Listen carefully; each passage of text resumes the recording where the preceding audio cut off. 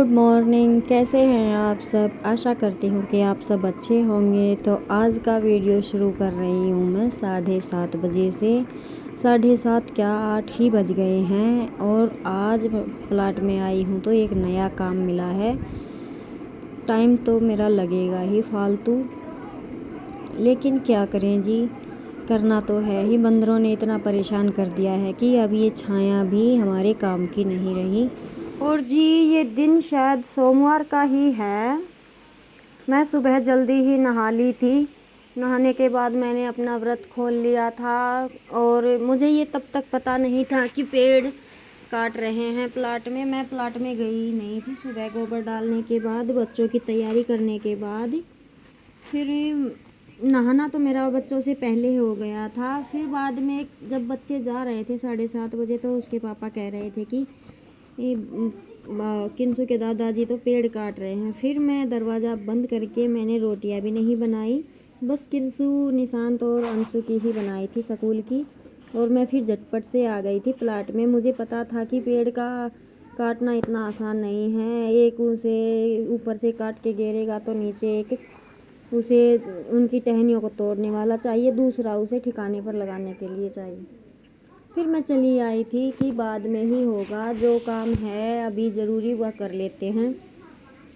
तो फिर आई थी जब तक इन्होंने एक दो टहनियाँ डाले वगैरह काट दिए थे। फिर पशु भी बाहर थे तो मैंने जल्दी जल्दी से इनको अंदर बांधा, क्योंकि पूरा पेड़ कटने के बाद फैलारा तो फैलता ही है और पशुओं को आ गया था घाम, इस वजह से तो मैं एक एक को बांधती रही, नहलाया किसी को भी नहीं।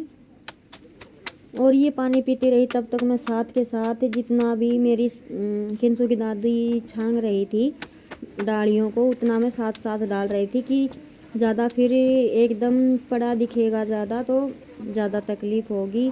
और फिर डालना तो मुझे ही था, क्योंकि धूप होने लगती है। देखिए एक उम्र के बाद शरीर काम करना बंद कर देता है, तो किंसु की दादी भी कितना डालेगी। तो इस वजह से मैं लग गई फिर झटपट से अपना काम करने। और बीच बीच में मैंने अपने पशु भी बांध दिए। फिर किंसु के पापा को पता था कि शायद नहीं हो पाएगा एक से, तो उसने खेत से बिहारी को भेज दिया था। बिहारी फिर ऊपर चढ़ गया और इसने जल्दी जल्दी से सारी टहनियाँ कट कर दी। तब इसके दादा 2 मिनट बाद चले गए थे, क्योंकि इनको भी पता है कि अब आ गया है तो ये पूरा करवा के ही जाएगा काम को। तो ये अपने ताश वगैरह खेलते हैं दिन में, वहाँ पे चले गए थे और मैं अपने रूटीन पर लगी हुई थी। मुझे ये था कि व्रत तो मेरा खुल गया है, बस ऐसा तो कुछ है नहीं कि पानी नहीं पी सकती।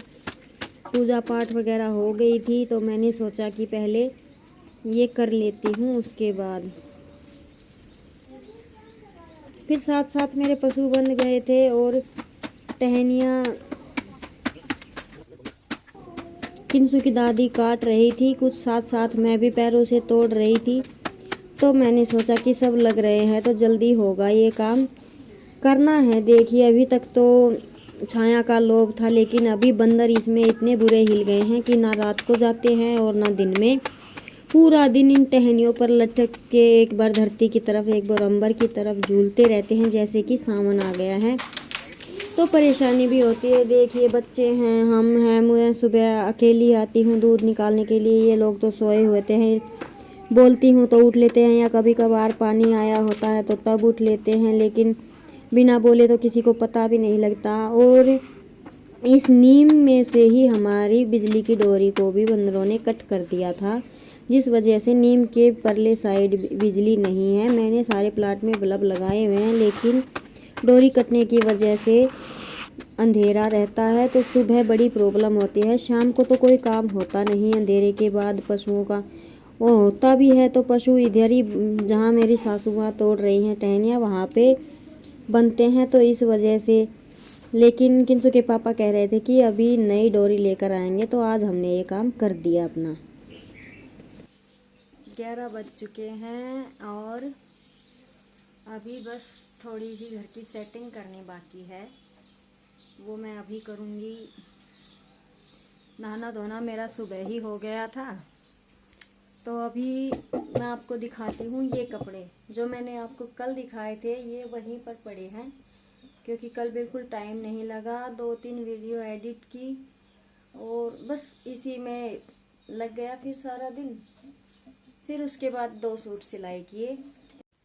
तो जी मैं प्लाट में से आ गई थी। मैंने 2-4 रोटियां सेक दी थी किंसु के दादा दादी की। उनको दे के आने के बाद थोड़े ही बर्तन थे क्योंकि रात को जब बर्तन धुल जाते हैं तो सुबह बच्चे तो खाकर जाते नहीं। और किंसु के दादा दादी की एक थाली में वो धर दे कर आती हूँ तो वो अपना धो लेती है।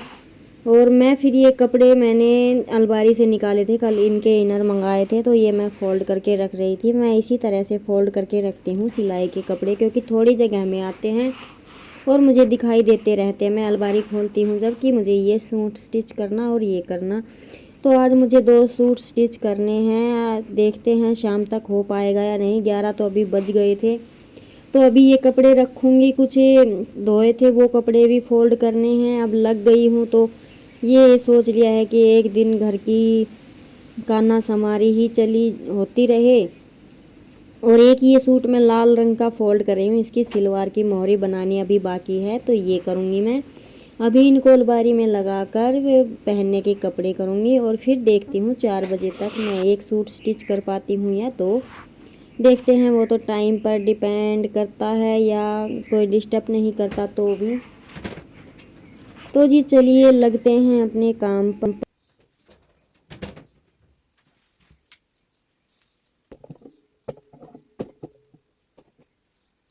तो जी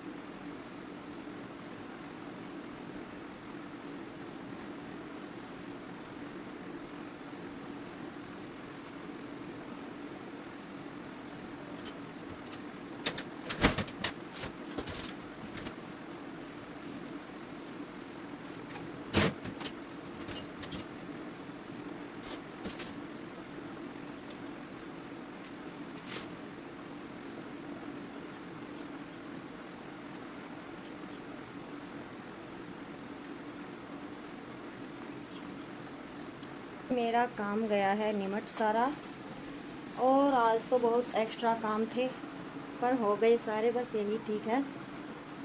क्योंकि प्लाट में नीम काट रहे थे तो उसमें भी मुझे कम से कम 1 से 1.5 घंटा लग गया। फिर झाड़ू वगैरह लगाई और मोटा मोटा ही करके आई हूँ, तब ये निपटा है। और आज मुझे ये 2 सूट स्टिच करने हैं, ये दोनों। देखते हैं शाम तक ये स्टिच होते हैं या नहीं, तो आपके साथ शेयर करूँगी शाम को या कल सुबह। क्योंकि एक सिलाई ही नहीं, इनके साथ तुरपाई भी होती है, तो तुरपाई तो किंसु के दादी कर देंगी। तो अभी मेरे सब्र का बांध रहा है टूट, और मुझे चाहिएगी चाय, तो मैं बनाऊंगी चाय और फिर लगेंगे अपनी सिलाई पर। आज मैंने सुबह से एक ही चाय पी है बस। भागम भाग काम कितना भी कर लो, घर के अंदर काम जो है वो सिमटने में आता ही नहीं। पता नहीं, एक को करके उठते हैं तब तक दूसरा दिखाई देता है। और आज ये थोड़ा हरा बचा था, ये मैं डाल के भी नहीं आई।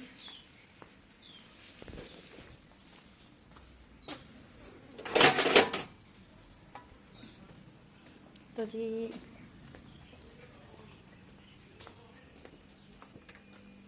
बैटरी चार्ज करने के लिए चाय तो चाहिएगी, तो बनाते हैं अपनी चाय। बस एक ही कप बनाऊंगी क्योंकि किंसु की दादी ने तो पी रखी है रबड़ी, वो रबड़ी पीती हैं डेली। और मेरे नवरात्रे चल रहे हैं, लस्सी वैसे मैंने पी ली थी सुबह, लेकिन अकेली लस्सी से तो बात नहीं बनती।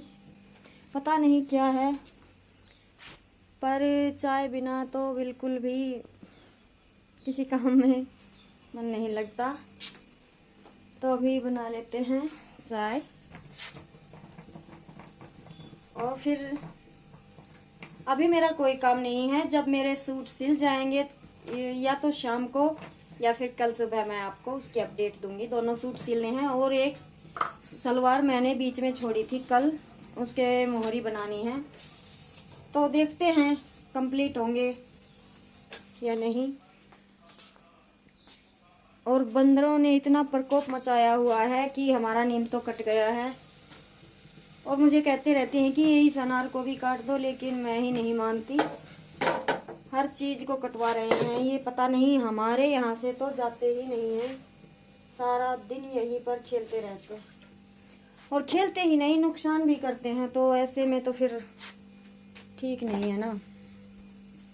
तो चलिए जी, अगर आपको मेरा व्लॉग अच्छा लगा हो तो प्लीज़ इसे लाइक कीजिएगा, सब्सक्राइब कीजिएगा, और ज़्यादा से ज़्यादा शेयर कीजिएगा अपने जानने वालों के साथ।